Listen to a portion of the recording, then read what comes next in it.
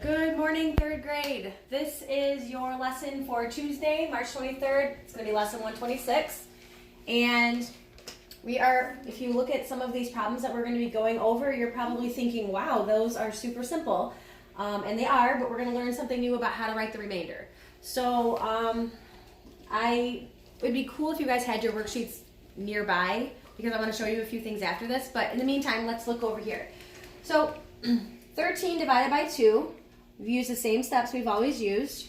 2 goes into 13 6 times. 2 times 6 is 12. I need to probably write a little bit bigger than that. 13 minus 12 is 1.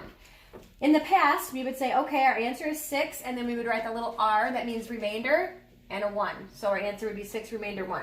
Today we're learning how to write our remainder as a fraction instead. It's pretty easy. So what you do is you have a remainder of 1. That's going to become your numerator. So your denominator is your divisor out here. Always. Whatever your outside number is always going to become your new denominator. So instead of saying 6 remainder 1, it looks like this. 6 and 1/2. My 1 was my remainder. My 2 I got from out here. Let's try another one. This one is 15 divided by 2. Well, 2 can go into 15 7 times. 2 times 7 is 14. 15 minus 14 is 1. Remember, we're writing our remainder as a fraction, so my 1 becomes the numerator, and my 2 from outside number is my denominator. It won't always be a 2, but it is this time. So 7.5 is how we write that. I forgot to have my matching markers. Okay, so here we have a little bit bigger. We're going to do different outside numbers. So now we finally have a 3 instead. So 23 divided by 3. 3 can go into 23. Always try to see when we're doing these videos if you can say it before I say it. So even if you're talking out loud to your computer or whatever. So you should try to answer before me. So 23 divided by 3 is, hopefully you already said 7. 3 times 7 is 21. Now this time, 3 minus 1 is 2. So I'm writing this as a fraction. My 2 is my numerator,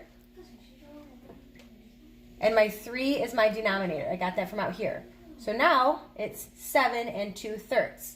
I'm going to use right over here to show you what I don't want it to look like. When you have your 7, don't make your numerator so big that it looks like this, and then your thirds down here, because that looks like your answer is 72/3.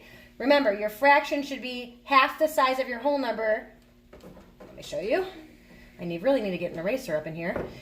So remember, make your numerator and denominator about half the size so that it equals the whole thing when you get done. Okay, let's do one more. Hopefully you guys are getting the hang of this. We have 15 divided by 4. Remember to try to answer before I do. So how many times can 4 go into 15? Hopefully you said 3. 4 times 3 is 12. Okay, when I subtract, 5 minus 2 is 3. When I write my remainder as a fraction, the 3 becomes my new numerator, and I'm writing it kind of small, and I get my denominator from out here, 4. So my answer was 3 3/4.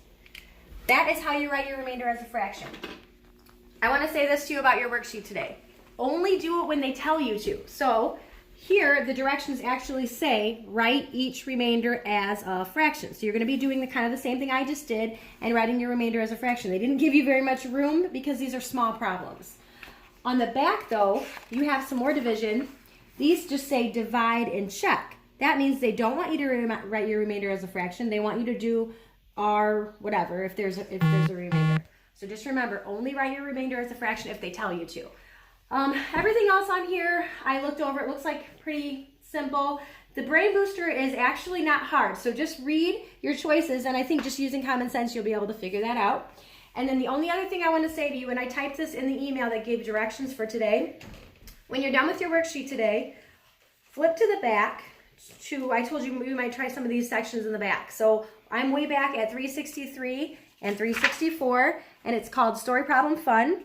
And so the extra thing I want you to do today is just to choose 2 of these story problems, and I think you're going to find that they're pretty simple, and write them and solve them. So just choose 2 and solve them as part of today's lesson. All right, guys, do your best.